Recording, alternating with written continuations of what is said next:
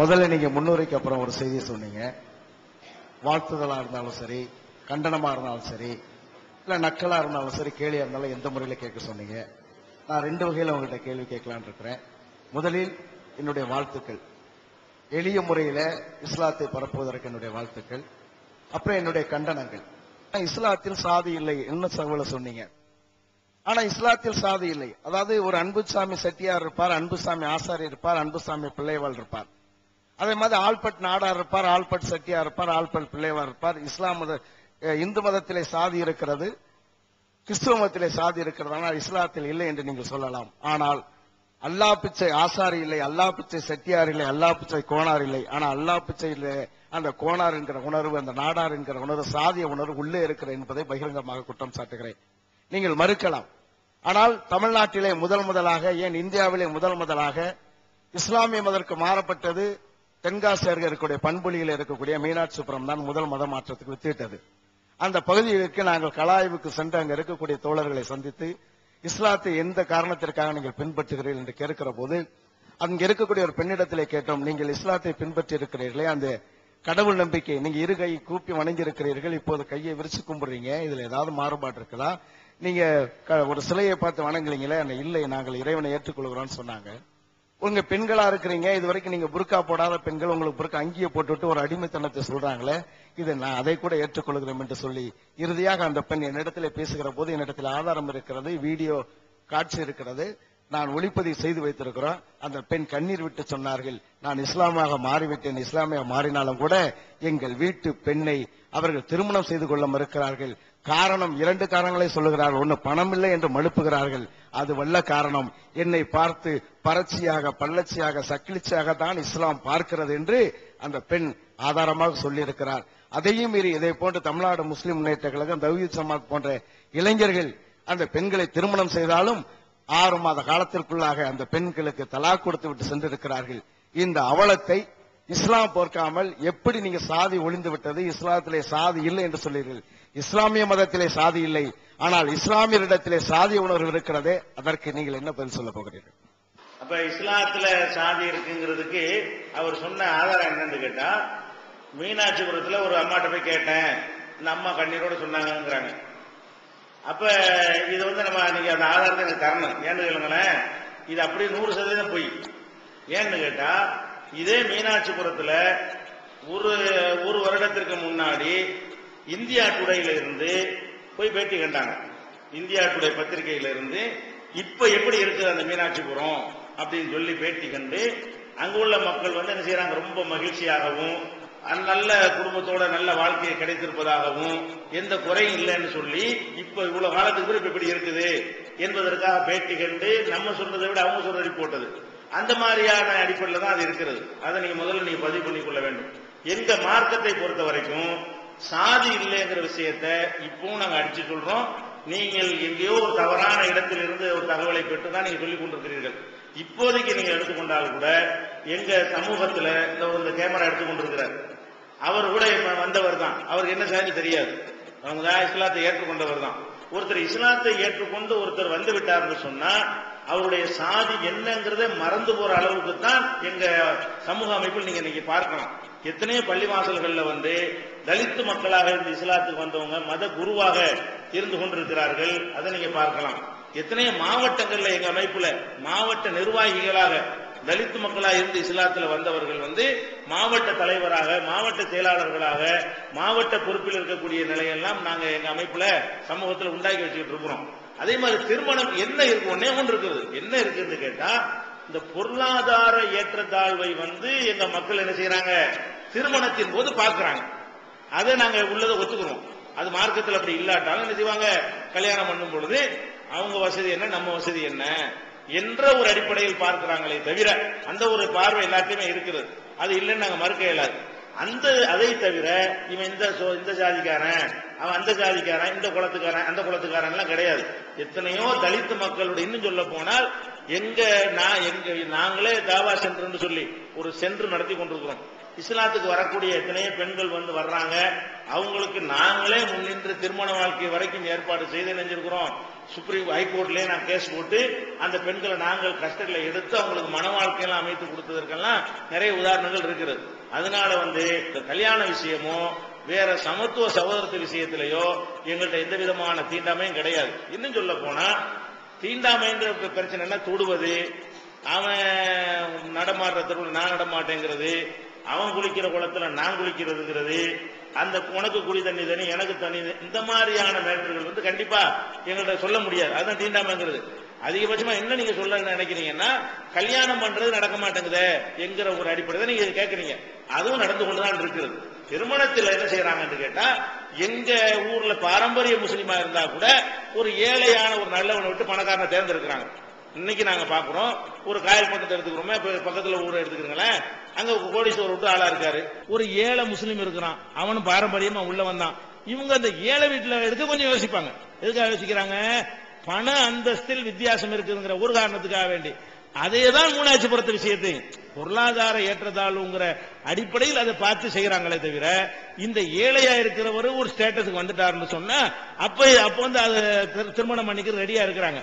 பணம் தானே சந்தோஷமா இருக்கிறதுக்கு தேவைன்னு நினைக்கக்கூடியவர்கள் இதுக்கு ஒரு முன்னுரிமை கொடுக்குறாங்க. நாங்க அதை மறுத்து பிரச்சாரம் பண்றோம். அது ஒரு விஷயம். பணத்தை பார்க்க கூடாது, குணத்தை பார்க்கணும் அப்படின்னு எங்க மார்க்கத்தில் உள்ளதை நாங்க அறிவுரையா சொல்றோம். ஆனா நடைமுறையில் இருக்கிற ஒரே ஒரு குறை என்னன்னு கேட்டா, இந்த ஏற்றத்தாழ்வு, பொருளாதார ஏற்றத்தாழ்வு இருக்கும் பொழுது வசதி படைத்தவர்கள் வசதி குறைந்தவர்களை திருமணம் செய்தால் கஷ்டப்பட வேண்டி இருக்கும். திருமணம் என்பது சப்போர்ட் பண்ணுவதற்கு உதவும் நினைக்கிறாங்க எல்லாருமே. எல்லா மதத்திலும் என்ன நினைக்கிறாங்க, நம்ம ஒரு கல்யாணம் பண்ணோம்னு சொன்னா பொண்ணு வீட்டுக்காரங்க நம்மளை தூக்கி விடணும், புருஷன் வீட்டுக்காரங்க நம்மளை தூக்கி விடணும் என்கிற மாதிரியான ஒருத்தருக்கு சப்போர்ட்டா இருக்கணும். நாலு சொந்தக்காரங்களை கூட்டிட்டு போனா ஒரு கண்ணியமா இருக்கணும், ஒரு விருந்தாளியை கூட்டு போனா அதுக்கு தகுந்த மாதிரி இடம் இருக்கணும். இதெல்லாம் ஒரு குடிசையில் நம்ம எப்படி கூட்டு போறது? அந்த பிறப்பால் உள்ள ஏற்றத்தாழ்வுக்காக கிடையாது. அந்த ஒரு அடிப்படையில் செல்வந்தர்களா இருக்கக்கூடியவர்கள் ஏழைகள் விஷயத்துல பாரபட்சம் காட்டுறாங்க என்ற குறை இருக்கிறது. எங்க மார்க்கத்தில் இல்லை, எங்க மக்களிடத்தில் இருக்கிறது என்று நாங்கள் மறுக்கவே கிடையாது. அது இருக்கத்தான் செய்கிறது. அதை நாங்கள் பிரச்சாரத்தில் மாத்திக்கிட்டு இருக்கிறோம்.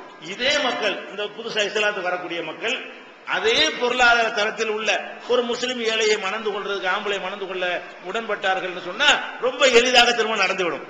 அவங்க எதனால நடக்கிறது இல்ல, பெரிய வசதி உள்ள ஒரு இடத்துல போய் சம்பந்தம் பேசக்கூடிய நேரத்தில் பாரம்பரிய முஸ்லீமா இருந்தாலும் ஏற்றுக்கொள்ள மாட்டேங்கிறாங்க. அதனால அவர்களுக்கு இல்லையே தவிர அவங்க நீங்க சொன்ன மாதிரி இந்த பறச்சி அதெல்லாம் எங்கள்கிட்ட கிடையாது. அதெல்லாம் மறைஞ்சே போயிடும். இஸ்லாத்துக்கு ஒருத்தர் வந்துட்டாருன்னு சொன்னா, இப்ப நாங்க எல்லாரும் இஸ்லாத்துக்கு வந்தவங்க தானே, இங்க இருக்கிற மக்கள் எல்லாருமே நாங்க பரம்பரை முஸ்லீமா இல்ல, எல்லாரும் இங்க உள்ள ஆண் பெண் எல்லாருமே எங்க தாத்தா காலத்திலயோ எங்க முப்பாட்டம் இந்த மார்க்கத்தை வந்தவங்க தான். நாங்க ஏதோ ஒரு ஜாதியை சேர்ந்தவங்களா தான் இருந்திருப்போம். ஆனா எங்கள்ல யாருக்கு எங்க ஜாதி என்னன்னு தெரியாது. நானும் வந்தவன், என் ஜாதி எனக்கு தெரியாது. எங்க தாத்தாவும் முப்பாட்டனும் வந்திருப்பாங்க, என் ஜாதி எனக்கே தெரியாதுங்கிற அளவு நாங்க இருக்கணும். யாருக்கு தெரியும்? நேத்து ஒருத்தர் இஸ்லாத்துக்கு வந்தாரே, ஆனால் அவருக்கு தெரியும் நம்ம செட்டியாரா இருந்து வந்தோம், முதலியாரா இருந்து வந்தோம், தலித்தா இருந்து வந்தோம், அவருக்கு மட்டும் தான் தெரியும். அவர் தன்னுடைய பிள்ளைகளுக்கும் சொல்ல மாட்டாரு, சமுதாயம் அதை சொல்ல கூடாது. அவருடைய பையன் கேட்டா நான் முஸ்லீம் தான், என்ன ஜாதி தெரியலையேன்றான், எதுல இருந்து வந்தீங்க தெரியலன்றான். நிஜமாகவே எங்களை யாருக்கும் தெரியாது. இங்க இருக்கிற முஸ்லீம்ல யாருக்குமே அனைவரும் நாங்கள் வேற ஜாதியிலிருந்து வந்த ஆளுக்கு தான்.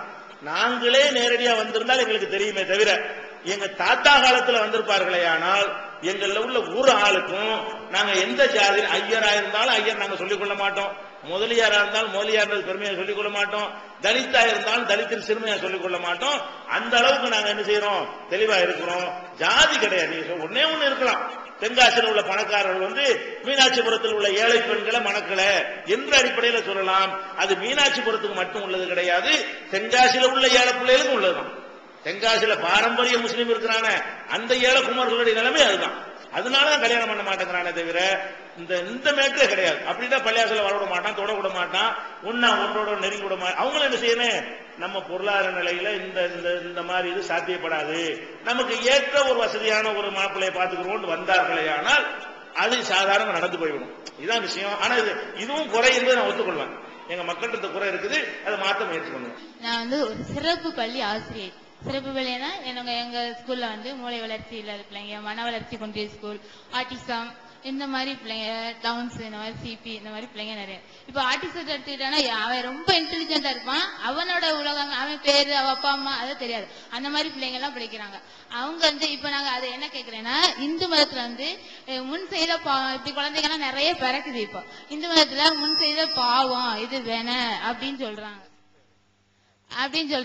இப்ப கிறிஸ்தவ மதத்துல என்ன சொல்றாங்கன்னா, அது அந்த பழைய ஏற்பாட்டுல என்ன சொல்றாங்க, ஒருத்தர் நல்லது செய்திருந்தால் கடவுள் 1000 தலைமுறை அவருக்கு இரக்கம் காட்டுவாங்க என்றும், பாவம் செய்திருந்தால் 4 தலைமுறை அவனுக்கு தண்டனை கொடுப்போம் அப்படின்னு பழைய ஏற்பாட்டுல சொல்றாங்க. புதிய ஏற்பாட்டுல என்ன சொல்றாங்க, இயேசுட்ட ஒருத்தர் கேக்குறாரு, இவன் இப்படி பிறக்கிறதுக்கு அவன் செய்த பாவமா அவ அம்மா அப்பா செய்த பாவமா அப்படின்னு கேக்குறாங்க. அதுக்கு அவர் சொல்றாரு, அவன் செய்த பாவம் இல்ல, அவ அம்மா அப்பா செய்த பாவம் இல்ல, இது கடவுளுடைய மகிமை வெளிப்படவே இப்படி படைக்கிறாரு அப்படின்னு சொல்றாங்க. இத பற்றி உங்களுடைய வேதத்தில் ஏதாவது உண்டா? அதாவது நல்ல ஒரு அழகான கேள்வி கேட்கிறாங்க. இப்ப அவங்க ஒரு மன வளர்ச்சி குன்றிய பிள்ளைகளுக்கு அவங்க ஒரு ஆசிரியராக என்ன செய்யறாங்க, அவங்களுக்கு பயிற்சி கொடுக்கிற ஒரு கல்வி நிறுவனத்தில் இருக்கிறாங்க. அதனால அது சம்பந்தமான ஒரு கேள்வியை கேட்கிறாங்க. இந்த குழந்தைகள் மன வளர்ச்சியோட இருக்கு, மன வளர்ச்சி குன்றி போய் மூளை இல்லாம சிந்திக்க தெரியாம குழந்தைத்தனமா 20 வயசாருக்கு குழந்தை மாதிரி இருப்பாங்க. இப்படிலாம் இருக்கிறது காரணம் இவங்களுடைய முன்னோர்கள் செய்த ஊழ்வினை பயனா அல்லது இவங்களுடைய விதியா, இதுக்கு என்ன ரீசனிங்க இவங்க இப்படி இருக்கிறாங்க அப்படின்றது அவங்க கேட்கிறாங்க. இஸ்லாம் என்ன சொல்லுதுன்னு கேட்கிறாங்க. இஸ்லாத்தை பொறுத்த வரைக்கும் ஒருத்தருடைய தீய காரணத்திற்காக செயலுக்காக வேண்டி அவருடைய சந்ததிகள் தண்டிக்கப்பட மாட்டார்கள் அப்படின்னு இஸ்லாத்துல சொல்லப்பட்டிருக்கு. ஒருத்தனுக்கு ஒரு வறுமை ஏற்பட்டுச்சுன்னு சொன்னா அது எனக்கு உள்ள வறுமை தானே தவிர, எங்க அப்பா நல்லவரா இருந்ததுனால, எங்க அப்பா கெட்டவரா இருந்ததுனால எனக்கு அந்த வறுமை வந்துச்சு அப்படின்னு நான் நினைக்க கூடாது. எனக்கு கடவுள் வறுமை எழுதியிருக்கிறார், எனக்கு செல்வம் வந்தால் எனக்கு செல்வத்தை எழுதியிருக்கிறார், அப்படி எடுத்துக்கணுமே தவிர அந்த முன் சந்ததிகளுடைய நன்மையோ தீமையோ அவங்களுடைய பரம்பரைக்கு தொடரும் என்பதை இஸ்லாம் ஒத்துக்கொள்ள மறுக்குது. நீங்க நடைமுறையில் இதை பார்க்கலாம். எத்தனை பேர் உங்களுக்கு தெரிஞ்சு தலைமுறையா நல்லவனா இருந்துட்டு இருப்பான், அவன் புள்ள கடைசி 5வது தலைமுறையில பாப்பீங்க ஆக ரொம்ப சிரமத்துல, இவனுக்கா இந்த கதி, இந்த குடும்பத்துக்கா இப்படி என்று கேட்கிற மாதிரி எல்லாம் இருக்கும். ஆக கொடுமையிலையும் கொடுமை பண்ணிக்கிட்டு இருப்பான், அவனுடைய கை ஓங்கி இருக்கும், இவனுக்கா இப்படி அப்படிங்கிற மாதிரி நம்ம ஆச்சரியப்படுறதெல்லாம் பார்க்கணும். அதனால ஒருத்தனுடைய துன்ப கெட்ட செயலின் காரணமாக அவனுடைய பிள்ளைகள் அப்படி இருப்பாங்கன்னு சொல்ல முடியாது. நீங்க வேணா பெரிய கோடீஸ்வரனா இருக்கிறவன் போய் பாருங்க, அவன் அப்பெல்லாம் புண்ணியம் செஞ்சவனா இருப்பானா அப்படிலாம் சொல்ல முடியாது. பிச்சைக்காரனா இருக்கிறவன் போய் பாருங்க, அவன் அப்பெல்லாம் பாவியா இருப்பானா அப்படின்னு சொல்ல முடியாது. நல்லவன் இருப்பான், கெட்டவன் இருப்பான்.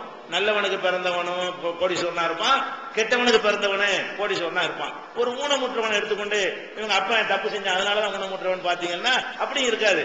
1000 ஊனமுற்றவனை கொண்டு வந்தீங்கன்னா 500 பேருடைய அப்பா கெட்டவனா இருந்தா 500 பேருடைய அப்பா நல்லவனா இருப்பான், கெட்டவனா இருந்திருக்க மாட்டான். எல்லாருடைய அப்பனும் அப்படி இருந்திருக்க மாட்டான்.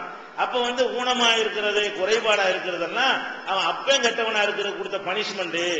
இன்னும் சொல்ல போனா இஸ்லாம் என்ன சொல்லுதுன்னு கேட்டா, அவன் செஞ்சதுக்கு இவனுக்கு இப்படி பனிஷ்மெண்ட் கொடுக்க, அவனுக்குள்ள கொடுக்கணும். பனிஷ்மெண்ட் கொடுக்கறதா இருந்தா கெட்டவனா இருந்தான்னு சொன்னா பனிஷ்மெண்ட்டுக்கு மறுமைன்னு ஒரு உலகம் இருக்கிறது. அங்க கடவுள் என்ன செய்வார், பனிஷ்மெண்ட் பண்ணுவாரு. இங்க அதுக்காக அவனுடைய பிள்ளைய போய் தண்டிக்கிறது என்பது கிடையாது. இதை நம்ம விளைவிக்கணும். அதே நேரத்தில் ஏன் இப்படி இந்த குறைபாடுகளா இருக்குதுன்னு ஒரு கேள்வி இருந்துகிட்டே இருக்கு.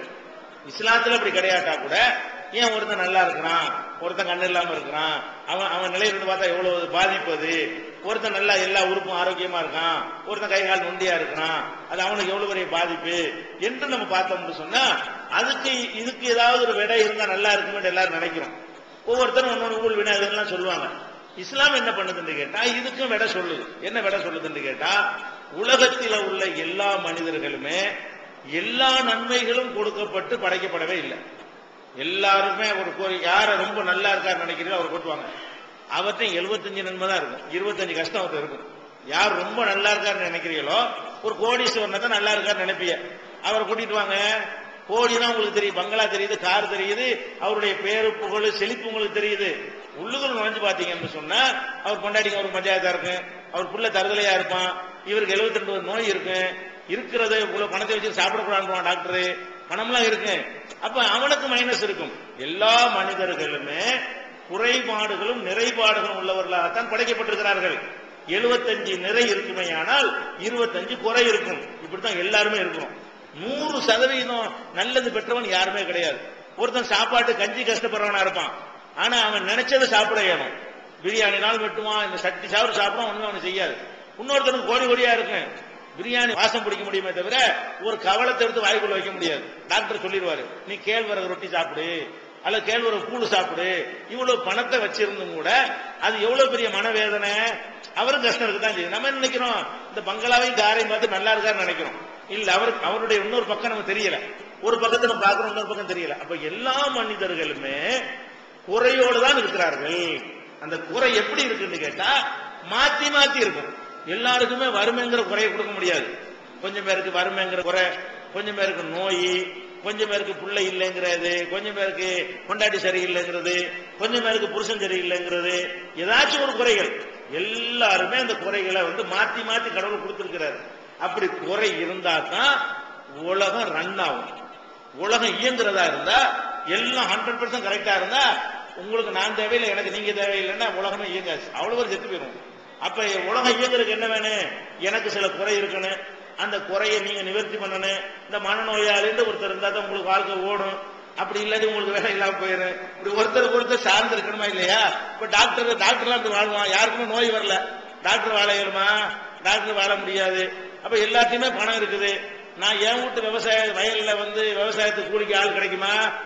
நானும் கோடி நான் நீனும் கோடி தூரம் நான் ஏன்ட வேலைக்கு வர்றேன்னு சொல்லிட்டா அந்த வயலை வச்சு நான் என்ன பண்றதுங்கிறேன். எனக்கு 1000 ஏக்கர் நிலம் இருக்குது, உங்க எல்லாருக்கும் 1000 ஏக்கர் நிலம் இருக்குது. என் வீட்டு வயலுக்கு வேலைக்கு யார் வருவா? எல்லாம் சமமா இருக்கணுமே. அப்ப என்ன செய்யணும்? கொஞ்சம் பேர் கொஞ்சம் அப்படியுமா இருந்தா தான் என்ன செய்யலாம், ஒருத்தர் உதவி செஞ்சுக்கலாம். அதனால என்ன செய்யறது? கண்ணு இல்ல, காது இல்ல, மூக்கு இல்லைன்னு சொன்னா இந்த கண்ணு இல்லைங்கிற ஒரு குறையும் நீங்க பாக்குறீங்க. கண்ணு இல்லைங்கிற அந்த குறையை வச்சு கோடி பேர் பொழப்பு நடத்துறான். இந்த கண்ணை பத்தி ஆராய்ச்சி பண்றான், கண்ணாடியை கண்டுபிடிக்கிறான், கண்ணு சம்பந்தமான எத்தனை மருத்துவமனைகள் உண்டாக்குறான், அதுல எத்தனை பேர் பண்ணிட்டு இருக்கிறான். கை இல்லையா, செயற்கை காலம் ஒவ்வொரு குறையையும் நிவர்த்தி செய்வதற்காக வேண்டி என்ன செய்யறான்? அது கொஞ்சம் பேர் அப்படி ஒருத்தர் சார்ந்து இருக்கிற மாதிரி உலகம் இயங்கணும்னு சொன்னா இப்படி இருக்கிறதா நல்லது அப்படின்னு படைச்சிருக்கிறாரு. நம்ம என்ன நினைச்சுக்கிறோம்? நமக்கு இந்த குறைனா அவர் வேற குறை இருக்கும். யாரும் குறை இல்ல. இந்த மனநோயாளிகளா இருக்காங்கல்ல, மன வளர்ச்சி இல்லாத குழந்தைகள், அவங்கள பார்த்தா அவங்க தான் நல்லவங்கன்னு சொல்லலாம். ஏன்? எந்த ஒரு உலகமே கவலையே கிடையாது, நமக்கு தெரியுது அதுக்கு அறிவு இல்லையேன்னு. அதனுடைய நிலையிலிருந்து பார்த்தோம்னு சொன்னா ஒரு குழந்தைக்கு ஏதாவது வறுமை பத்தி கவலை இருக்குமா? எதை பத்தியாவது கவலை இருக்குமா? நம்ம திமுக ஜெயிச்சா அண்ணா திமுக ஜெயிச்சாங்கிறதுக்கு முன்னாடி சோதிக்க மாட்டேங்கிறோம். அவனுக்கு ஒண்ணுமே இருக்காத, அந்த குழந்தைக்கு என்ன இருக்காது, நமக்கு சம்பந்தம் இல்லாத நம்மளை பாதிக்குதுங்கிறேன். இவன் ஜெயிச்சா என்ன, அவன் ஜெயிச்சா என்ன, அவன் ஜெயித்தான் இவன் ஜெயித்தான், நமக்கு அதெல்லாம் நம்மளை பாதிக்குது. இந்த குழந்தைகளுக்கு ஒண்ணுமே பாதிக்காது, அது மாட்டுக்கு ஒரு குழந்தை மாதிரி எடுத்துக்கிட்டே இருக்கும். அது ஒரு நன்மை நினைச்சிட்டு போங்க. எத்தனை நிம்மதி கவலை இல்லாம இருந்துகிட்டு இருக்கு, அது ஒரு படைப்புண்டு. அப்படிதான் எடுத்துக்கணுமே தவிர குறைபாடுகளுக்கு கண்டிப்பா என்ன இல்ல, அவங்க பெற்றோர் செஞ்ச பாவம் காரணம் கிடையாது. அதனால கடவுள் அப்படி தண்டிக்க மாட்டார். கடவுள் நீதிக்கு எதிரானது. அதான் இஸ்லாம் சொல்லுது. என் பேர் குமார், நான் உடங்குடியில இருந்து வரேன். ஓர் இறைவன் இருந்துட்டு எனக்கு நம்பிக்கை இருக்கு, அதுபடிதான் எல்லாம் நடந்துட்டு இருக்கேன். அந்த பள்ளிவாசலுக்கு போய் தான் தொழுது அப்படி குனிஞ்சு நிமிர்ந்து எல்லாம் செஞ்சாதான் அது எல்லாம் சரியா. மனதார ஒரு இறைவன் நினைச்சிட்டு நான் பாட்டாடி இருந்தா சரியா என்ன போகமா நினைக்கிறீங்க? சரி, அதாவது அவர் இறைவனை நம்புறாராம். ஆனா அவர் என்ன கேட்கிறாருன்னா, பள்ளிவாசல்ல போய் குனிஞ்சு நிமிர்ந்து, பள்ளிவாசல்ல தொழுகைன்னா என்ன பண்ணுவாங்கன்னா அதை பார்த்திருக்கிறாரு. தொழுகைன்னா கொஞ்ச நேரம் நிக்கணும், கொஞ்ச நேரம் குனிஞ்சு இருக்கணும், கொஞ்ச நேரம் நெத்திய நிலத்துல வைத்து அது ஒரு சர்வங்காசனம் மாதிரி இருக்கணும், கொஞ்ச நேரம் மண்டியை போட்டு உட்காரணும். இப்படியான சில செயல்களை செய்யணும் தான் தொழுகை என்பது. அவர் என்ன கேட்கிறாருன்னா, இப்படிலாம் செஞ்சாதான் அது சரியா, மனசுல கடவுளை நினைச்சிட்டு இருந்தா பத்தாதா அப்படின்னு கேட்கிறாரு. அதாவது நீங்க கடவுளை நம்ம நம்பிட்டோம்னு சொன்னா, கடவுள் நம்ம எப்படி வணங்கினால் நல்லதுன்னு சொல்லி தர்றாரு, அப்படிதான் வணங்கணும். ஒரு ஆளை நீ கடவுள்னு ஏத்துக்கிட்டீங்க, அந்த கடவுளை ஏத்துக்கிட்ட பிறகு அந்த கடவுள் சொல்றாரு இப்படித்தான் நீ செய்யணுங்கிறாரு. அப்ப நம்ம கடவுளை நம்பினா நம்ம என்ன பண்ணணும்? கடவுள் எதை விரும்புகிறாரோ நம்ம என்ன செய்யணும்? அதை செஞ்சுட்டு போயிடணும். இப்ப இந்த போலீஸ் இருக்காங்கன்னு வைக்கலாம், போலீஸுக்கு காக்கி சட்டையை போட்டிருக்காங்க, ஏன் வெள்ளை சட்டையை போட்டா என்னன்னு நம்ம கேட்டாலும், அட உத்தரவு போட்டா யாராவது ஒரு உத்தரவு போட்டா கட்டு பண்ண முதல்ல ஒரு உத்தரவு போட்டுறாருல, அப்படி சொல்றமா இல்லையா? போலீஸ்காரங்க கருப்பு சட்டை போட்டா என்ன போடலாம் தான், மஞ்சள் சட்டை போட்டா என்ன போடலாம் தான், காக்கி போட சொல்லி உத்தரவு, அவ்வளவுதான். காக்கி போட சொல்லி உத்தரவுன்னு சொல்லும் போது என்ன செய்யணும்? கட்டு பண்ணுமா இல்லையா? நம்ம ஒன்றை ஏற்றுக்கொண்டோம்னு சொன்னா அவங்களுடைய கட்டளைக்கு கட்டுப்படக்கூடிய நேரத்தில் என்ன செய்யக்கூடாது, இதுல கொஸ்டின் பண்ணக்கூடாது. இந்த இறைவனை நீங்க வணங்குறதா இருந்தா நேரம் ஒதுக்கி 5 நேரம் வரணும், வந்து அப்படி செஞ்சாதான் அதை செய்ய இயலும். மனசால் நினைக்கிறேன்னு சொன்னீங்கன்னு சொன்னா அது சொல்றது நல்லா இருக்குமே தவிர மனசால் நினைக்கிறேன்னு சொல்லிட்டு கடைசியில மறந்தே போயிருவீங்க. மனுஷன் அப்படித்தான் இருக்கான், எப்ப பார்த்தாலும் கடவுள் நினைச்சிட்டு இருக்க முடியுமா? அதெல்லாம் முடியாது. கொண்டாட்டிட்டு இருக்கும்போது மறந்துடுவான், வியாபாரத்துக்கும் மறந்துடுவான், சினிமா பார்க்கவும் மறந்துடுவான், கேளிக்கை பார்க்கவும் மறந்துடுவான், ஒரு பொழுதுபோக்கு பார்க்கவும் மறந்துடுவான். அப்ப அவனை ஒரு டயத்துக்கு இழுத்துட்டு வந்து கொஞ்ச நேரம் ஞாபகப்படுத்தி சார்ஜ் ஏற்றி அனுப்பிவிட்டோம்னா கொஞ்ச நேரத்துக்கு இந்த சார்ஜ் நிற்கும். அது வரைக்கும் ஒழுங்கா நடப்பான். மறுபடியும் சார்ஜ் இறங்கிறேன், மறுபடியும் பிள்ளை செல்ல என்ன செய்யணும், கடவுள் அப்படித்தான் செய்ய முடியுமே தவிர எப்ப பார்த்தாலும் மனசுல நினைச்சுக்கிட்டு இருக்கேன்னு சொன்னா அது முடிகிற காரியமா? யாருமே அப்படி இருக்க முடியாது. எல்லா நேரமும் கடவுள் நினைச்சுக்கிட்டுலாம் இருக்கவே முடியாது. அதே நேரத்தில் அறவே மறந்துடவும் கூடாது. அதுதான் இஸ்லாம் என்ன பண்ணுது, ஒரு 5 நேரம் காலையில வா, தொழுதுட்டு போ, உலகத்தை அப்படியே கலந்து விளையாடுவியா, அதுல அந்த சார்ஜ் உனக்கு குறைஞ்சு போயிடும். மறுபடியும் ஒரு வந்தீங்கன்னா கடவுள் ஒருத்தர் இருக்காங்க நம்பிக்கை மறுபடியும் வந்துடும், மறுபடியும் போ, மறுபடியும் 5 டைம்ஸ் போயிட்டு வந்தோம்னு சொன்னா நமக்கு அந்த நம்பிக்கை வரும்னு கடவுள் நினைக்கிறாரு. அந்த வழியை நமக்கு சொல்லி தர்றாரு. நம்ம கடவுளை நம்புறாங்க, கடவுள் சொல்றதை கேட்டு போயிருவோம் அப்படின்னு சொன்னா நமக்கு சேஃப்டி. அப்படி இல்லாம நம்மளா செய்யறோம்னு சொன்னா இந்த மாதிரி கேள்விதான். அது இந்த மாதிரி ஒரு ராணுவத்தில் இந்த ட்ரெஸ் போடணும், போலீஸ்ல இந்த ட்ரெஸ் போடணும்னு சொல்லும் பொழுது நம்ம அதை விட வெள்ளை நல்லது தானே, பச்சை நல்லது தானே கேட்டா அந்த கேள்வி சரியா இருக்குமா? அது மாதிரி தான் இருக்கு. அதனால கடவுள் அப்படி சொல்றதுனால இஸ்லாத்தை ஏத்துக்கிறாருன்னா கடவுள் சொல்றபடிதான் நீங்க வணங்கணும். என் பேர் செல்வம், சிவாசில இருந்து வர்றேன். முகமது ரசூலா சாதாரண மனிதன் தான், அவருக்கு ஜின்னுங்கிற ஒரு சத்தி தெரியுது, ஜின்னுங்கிற ஒரு சத்தி தெரியுதுன்னு சொல்றாங்க. அதுக்கப்புறம் நாங்க இந்துக்கள்லயும் சாமி தெரியுது, பூதம் தெரியுதுன்னு சொல்றாங்க. அப்ப எல்லாம் ஒண்ணுதானே? அப்படியே அது போக இந்த திருக்குறான் எழுதினதும் ஒரு சாதாரண மனிதன் தான், அல்லாஹ்வே எழுதிருக்க மாட்டாரு. அப்பனா சாதாரண மனிதன் சொல்றத நம்பாங்க நீங்களே சொல்றீங்க. அப்ப இது உண்மையா பொய்யா நம்மளுக்கு எப்படி தெரியும்? அழகான கேள்விதான். அவர் என்ன கேட்கிறாருன்னா, எல்லாரும் மனிதர், நீங்க சொன்னபடி முகமது நபி மனிதர் தான், அவர் நம்மள மாதிரியே உள்ளவர் தான், அவர் தான் இந்த குரானை எழுதி அல்லாஹ்வுடைய வேதம்னு அவர் சொன்னாரு. அதை எப்படி நம்புறது? மனுஷன் தானே அவரு, அவருக்கு எப்படி மனிதனுக்கு அப்பாற்பட்ட ஒரு சக்தி அவருக்கு எப்படி இருக்கும் அப்படின்னு கேட்கிறாரு. இந்த மாதிரி கேள்வி கேட்கறது வரவேற்கத்தக்கது. விளங்கி சிந்திச்சு ஆராய்ச்சி பண்ணி தான் செய்யணும். எதையுமே நம்ம கூட்டுத்தனமா நம்பக்கூடாது. இவர் கேட்ட கேள்வி இருக்கு, நல்ல அறிவுபூர்வமான கேள்வி தான். முகமது நபி சாதாரண மனிதர் தான், அதுல எந்த டவுட்டும் கிடையாது. அவற்றை இறைவன் இந்த வேதத்தை கொடுத்த நம்ம யாரும் பார்க்கல. முகமது நபி குரான் இறைவன் எனக்கு கொடுத்தாருன்னு சொன்னாரு, நம்மள பார்த்துட்டு இருந்தோம். முகமது நபி தான் சொன்னாரே தவிர கடவுள் இந்த வேதத்தை முகமது நபி கொடுக்கும்போது நம்ம யாரும் பார்க்கல, வேற யாரும் பார்க்கவும் இல்லை. அவர் என்ன சொன்னாரு, எனக்கு இந்த வேதம் கடவுளிடமிருந்து வருகிறது அப்படின்றாரு. அவரை நம்பிதான் நம்ம ஏற்றுக்கொண்டோம். அப்ப முகமது நபிக்கு கடவுள்கிட்ட இருந்து வேதம் வரும்னு சொன்னா சாமியார்கள்ட்ட ஏன் கடவுள் வரமாட்டாங்க? அந்த மாதிரி அடிப்படையில் ஒரு கேள்வி கேட்கிறாரு. முதல் நீங்க விளங்கிக் கொள்ள வேண்டும், முகமது நபி எனக்கு கடவுள்கிட்ட இருந்து வேதம் வருதுன்னு சொன்னார்ல, அதை அப்படி கண்ண மூடிட்டு நாங்க நம்பல. எதை கடவுளுடைய வேதம்னு ஒரு சொன்னாரோ அதை நாங்க எடுத்து பார்க்கிறோம். கடவுள் வேதம் இந்த குரானை தந்திருக்கிறார்ல, இதான கடவுள் வேதம், அதை பார்க்கிறோம். இது கடவுள் வேதம் மாதிரி இருக்குதா, முகமதுங்கிற மனிதர் சொன்ன மாதிரி இருக்குதா? எது கடவுள் வேதம்னா கடவுள் வேதத்துக்குன்னு ஒரு தகுதி இருக்குதுல்ல, அந்த தகுதியில் இருக்கணும். மனிதர் வேதம் அவரா எழுதுனதுன்னு சொன்னா அவருடைய அறிவுக்கு தகுந்த வார்த்தை எழுதியிருப்பாரு. இந்த குரானை எடுத்து பார்க்கிறோம், முகமது நபியுடைய அறிவை கொண்டு எழுதினால் எப்படி இருக்குமோ அப்படி குரான் இல்லை. முகமது நபிக்கு என்ன அறிவு இருக்கு, அந்த காலத்து மக்களுக்கு என்ன அறிவு இருக்கும் அந்த அறிவு தான் இருக்கும். இந்த காலத்து மனுஷனுக்கு இந்த காலத்து அறிவு இருக்கும். முகமது நபி காலத்து மக்களுக்கு எந்த அறிவு இருக்கு, அந்த காலத்து மக்கள் விஞ்ஞானத்தை பத்தி என்ன தெரிஞ்சு வச்சிருந்தாங்களோ, அறிவியலை பத்தி என்ன தெரிஞ்சிருந்தாங்களோ அந்த நாலேஜ் தான் யாருக்கு இருக்க முடியும், முகமது நபி இருக்க முடியும். அப்ப முகமது நபியுடைய அந்த அல்லாஹ்வுடைய வேதம் அவர் சொல்ற அந்த வேதத்தை எடுத்து பார்த்தோம்னு சொன்னா அது முகமது நபிக்கு தெரிஞ்சிருக்க முடியாத விஷயங்களா இருக்குது. அது இறைவனுக்குத்தான் தெரிஞ்சிருக்க முடியும். அந்த விஷயத்தை பார்த்தோம்னு சொன்னா இது முகமது நபிக்கு தெரிய முடியாத மனுஷனுக்கு இது கடவுளுக்கு தானே தெரியும் அப்படிங்கிற அளவுக்கு அந்த மெசேஜை பார்க்கும் பொழுதுதான் இதுக்கு அந்த செய்தி சொல்லுது இது கடவுளுடைய வார்த்தை. நமக்கு என்ன ஆதாரம், முஸ்லிம்களுக்கு என்ன ஆதாரம் கேட்டா குர்ஆன்ங்கிற அந்த புஸ்தகம் சொல்கிறது இது முகமது சொல்லி இருக்க முடியாது. அதுக்கு நிறைய சான்றுகள் சொல்லலாம். உதாரணமா சொல்வதா இருந்தால் உங்களுக்கு தந்திருக்க தமிழாக்கத்தை நம்ம குறிப்பிட்டிருக்கோம். இறை வேதம் என்பதற்கான சான்றுகள் என்று போட்டு நிறைய வசனங்கள்லாம் மேற்கோள் காட்டியிருக்கு. எளிய தமிழ்ல தான் இருக்கு, நீங்க படிச்சுக்கலாம். சுருக்கமா சொல்றதை சொல்றேன். இப்ப நம்ம கடல் இருக்குல்ல, செங்கடல், அந்த கடல், இந்த கடல்லாம் இருக்குது. இந்த கடல்களுக்கு மத்தியில ஒன்றோட ஒன்று சேர்ந்த கன்னியாகுமரிக்கு போனீங்கன்னா 3 கடல் ஒன்னா சேரும். 3 கடல் சேரக்கூடிய திரிவேணி சங்கமம் இருக்கு இல்லையா, 3 கடல்கள் ஒன்னா சேரக்கூடிய இடங்கள்லாம் இருக்கிறது. அப்ப இந்த கடல்கள் ஒன்னோட ஒண்ணு சேருது இல்லையா, இத பத்தி குர்ஆன்ல ஒரு வசனம் இருக்குது. என்ன, முகமது நபி கடல் பிரயாணம் பண்ணது கிடையாது, அவர் கப்பல் பயணம் போனது கிடையாது, அவர் பிறந்த ஊர்லயும் கடல் கிடையாது, அவர் எந்த ஊருக்கு கட்டி விட்டாங்களோ அந்த ஊர்லயும் கடல் கிடையாது, அவர் கடலை பார்த்ததும் கிடையாது. அப்ப அந்த கடல் இல்லாத ஊர்ல உள்ள முகமது நபி கடலை பற்றி என்ன சொல்றாருன்னு கேட்டா, அது இறைவன் சொன்னதா சொல்றாரு. முகமது நபிக்கு இதை சொல்ல முடியாது. 2 கடல்கள் ஒன்றோடு ஒன்று சேருகின்றன. அந்த 2க்கு மத்தியில கண்களுக்கு தெரியாத ஒரு பெரிய தடை இருக்கிறது. அதன் காரணமாக 2 கடல்களும் ஒன்றோடு ஒன்று 2 கலப்பதில்லை. இப்படி ஒரு வசனம் குர்ஆன்ல இருக்குது. இந்த கருத்து 3 இடத்துல குர்ஆன்ல நேரடியா சொன்ன அப்படி இதே வார்த்தையை இப்படி இருக்கிறது. அப்ப நம்ம இது என்ன செய்யறாங்க, இந்த நவீன விஞ்ஞானத்தில் உள்ளவங்க கடலை போய் ஆராய்ச்சி பண்றாங்க. கடலை ஆய்வு செஞ்சு பார்த்தாங்கன்னு சொன்னா, அந்த கடல்கள் சந்திக்கிற இடங்கள் பல கடல் ஒன்னோட சேரும்ல, அதை பார்க்கும் பொழுது 2 கடல் ஒன்னா இருக்கிறது. இந்த இடத்துல உள்ள தண்ணியில உப்பு அதிகம், அந்த இடத்துல உள்ள தண்ணியுடைய உப்பு கம்மியா இருக்கு. இதனுடைய அடர்த்தி கூட இருக்குது, அதனுடைய அடர்த்தி கம்மியா இருக்குது. இதுல ஆக்சிஜனுடைய அளவு அதிகமா இருக்கிறது, அதுல குறைவா இருக்கிறது. இதனுடைய நிறம் வேறையா இருக்கிறது, அதனுடைய நிறம் வேறையா இருக்கிறது. கலந்து அல்ல அடிச்சுக்கிட்டு இருந்தா கூட ஒட்டி 2 கலக்க மாட்டேங்குது.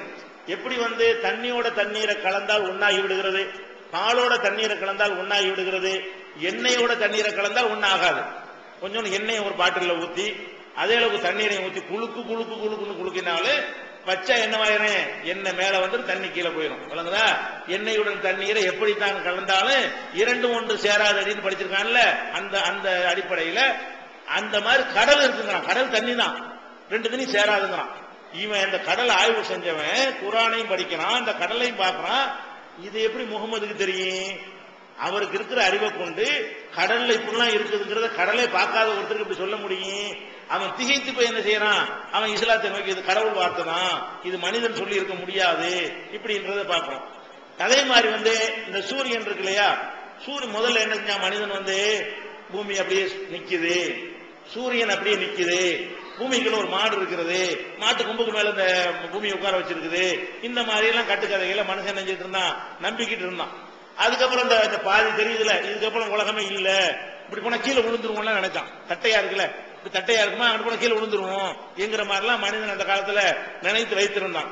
அவனுக்கு பூமி உருண்டைங்கிறதும் தெரியல, பூமி சுத்துதுங்கிறதும் தெரியல, சூரியனை சுத்தி தன்னைத்தானே சுத்துறதும் தெரியல, சூரியனை சுத்திக்கிட்டு வர்றதும் தெரியல, சூரியன் சுத்துவதும் எனக்கு தெரியல. சூரியன் சுத்துறதோட மட்டுமில்ல, சூரியன் சுத்திட்டு ஓடிக்கிட்டு வர இருக்கிறது. சூரியன் என்ன செய்யுதுன்னு கேட்டா, லட்சோப மைல் வேகத்துல ஓடுது, பூமி இழுத்துக்கிட்டே ஓடுது, அதோட ஓடிக்கிட்டே தான் பூமி சுத்தவும் செய்யுது. அப்படிங்கறதெல்லாம் இன்றைய விஞ்ஞானிகள் கண்டுபிடிச்சு சொல்றான். குர்ஆன் எடுத்து பாத்தீங்கன்னா மும்முட்டுமே இருக்கிறது. முகமதுக்கு எப்படி சொல்ல முடியும்? முகமது அவரா இட்டு கட்டி சொன்னார்னா 1400 வருஷத்துக்கு முந்தைய இந்த நாலேஜ் இன்னைக்கு வேணா சொல்லலாம். 1400 வருஷத்துக்கு முந்தைய வந்த அந்த காலத்துல இந்த அறிவு யாருக்கா இருந்துச்சா? சூரியன் ஓடிக்கொண்டே இருக்கிறது. குர்ஆன் சொல்லுகிறது, எல்லா கோள்களும் குல்லுன் ஃபீ ஃபலகி யஸ்பஹூன், எல்லா கோள்களும் அதனுடைய பாதைக்குள்ளே சுத்தி கொண்டே இருக்கின்றன. வஷம்சு தஜ்ரி, சூரியன் ஓடிக்கொண்டே இருக்கின்றன என்றெல்லாம் குர்ஆன்ல தெளிவான வார்த்தைகளை கொண்டு சொல்லப்பட்டிருக்கிறது. இது முகமது சொல்ல கடவுள் சொல்ல இருக்க முடியுமா? அன்னைக்கு உள்ள காலத்துல இதை எப்படி முகமது என்ற ஒரு மனிதருக்கு சொல்ல இயலும்? அந்த சொல்லே நமக்கு ஆதாரமா நிக்குது. இது என்ன முகமது சொல்ல இல்ல இப்படிங்கிறதுக்கு. அதே மாதிரி சூரியனை பத்தி பேசினாலும் சந்திரனை பேசினாலும் கிரகத்தை உதாரணத்துக்கு எடுத்துக்கிறீங்களேன். 2000 வருஷத்துக்கு முந்தைய திருவள்ளுவர் இருந்தார். அந்த வள்ளுவர் என்ன பண்ணாரு, நல்ல நல்ல கருத்துக்கள்லாம் சொன்னாரு. அவர் கடவுளுடைய தூதர் கிடையாது, மனிதராக இருந்து நல்ல கருத்துக்களை சொன்னார். அவர் என்னதான் நல்ல அறிஞராக இருந்தாலும் சயின்ஸை பொறுத்த வரைக்கும் அந்த காலத்தில் உள்ள அறிவை தான் அவர் பேச முடியும். அவர் என்ன பேசுறாரு, நம்ம கிரகணம் ஏற்படுதுல சந்திரனுக்கு, சந்திரனுக்கு கிரகணம் ஏற்படும் பொழுது ஏன் ஏற்படுதுன்னு ஒரு நம்பிக்கை மக்கள்கிட்ட இருந்துச்சு. என்ன நம்பிக்கை இருந்துச்சு? இந்த சந்திரன் என்பது சிவபெருமானுடைய தலையில இருக்கிறது. அது பிறைசூடன் ஒரு பேரு. சிவபெருமானுக்கு பேர் என்ன? பிறைசூடன்.